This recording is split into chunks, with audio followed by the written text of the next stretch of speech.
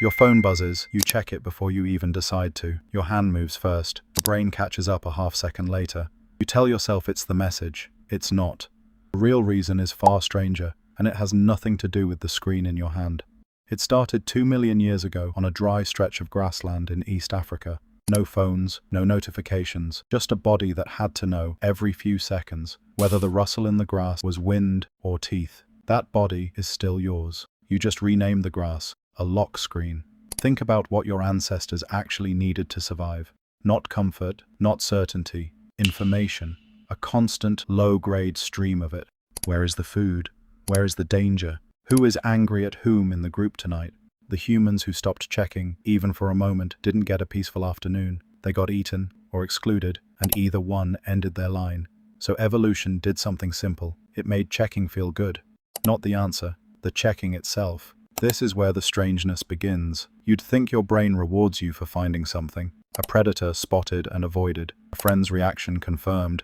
Food located. But the neuroscientist Robert Sapolsky's research on dopamine tells a different story. Dopamine doesn't spike when you get the reward. It spikes in anticipation of it, before you know what's coming, while the outcome is still uncertain. The chemical isn't a thank you for success. It's a push toward the next search. Sit with that for a second. Your brain isn't built to reward finding things. It's built to reward looking for them. Now picture a pigeon in a metal box. In the 1950s, the psychologist B.F. Skinner ran a now famous experiment. He gave pigeons a lever. Press it, and sometimes a food pellet dropped.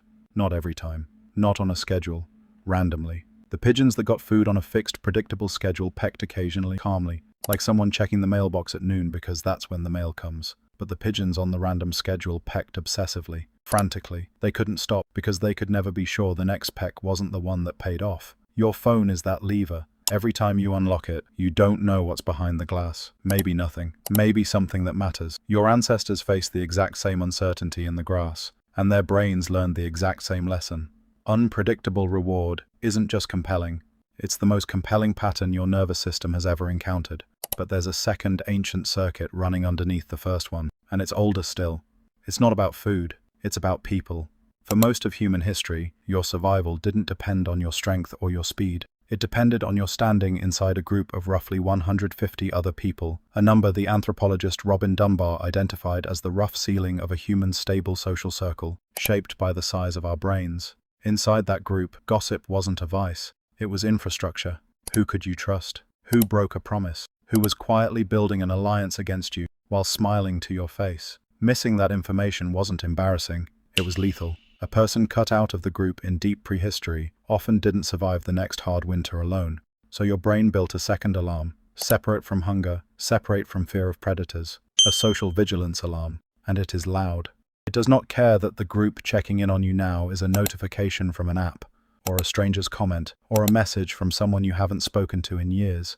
The circuit doesn't know the difference between a tribe member and a text. Something social happened, and you weren't there for it. That gap, that tiny sliver of not knowing, is what your hand is really chasing when it reaches for the phone in your pocket. Here's the part that should genuinely unsettle you. None of this requires the message to be good news. Bad news triggers the same checking compulsion, sometimes more intensely.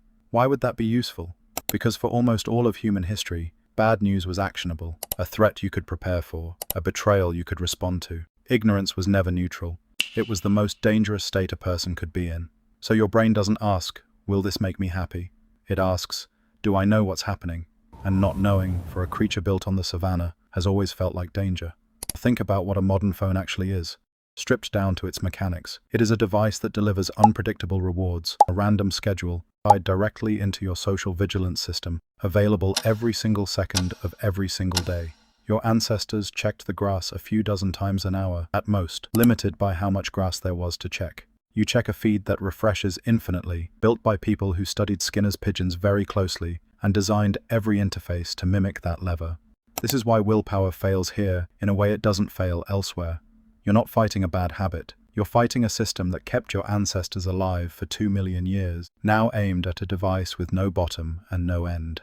The kind of psychologist Kent Berridge would distinguish wanting from liking in his work on the brain's reward circuits. And your phone is a near-perfect wanting machine.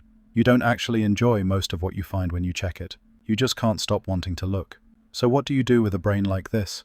You can't switch off 2 million years of wiring with a single decision. But you can stop blaming yourself for a system working exactly as designed. The urge to check isn't weakness. It's an alarm built for a world that no longer exists, going off anyway because nothing told it the danger has changed shape. Understanding that doesn't silence the alarm completely. It does something almost as useful. It lets you recognize the buzz for what it actually is. Not information, but instinct. Some of the most effective fixes aren't about discipline at all. They're about removing the randomness your ancestors never had to contend with. Turning off notifications doesn't kill the urge to check, but it removes the unpredictable reward schedule that fuels it, the very mechanism Skinner's pigeons revealed 70 years ago. Batch checking messages at set times mimics that calmer, predictable feeding pattern instead of the frantic one. You're not overriding your evolution, you're tricking it into thinking the food now arrives on a schedule again. There's something almost tender in all of this.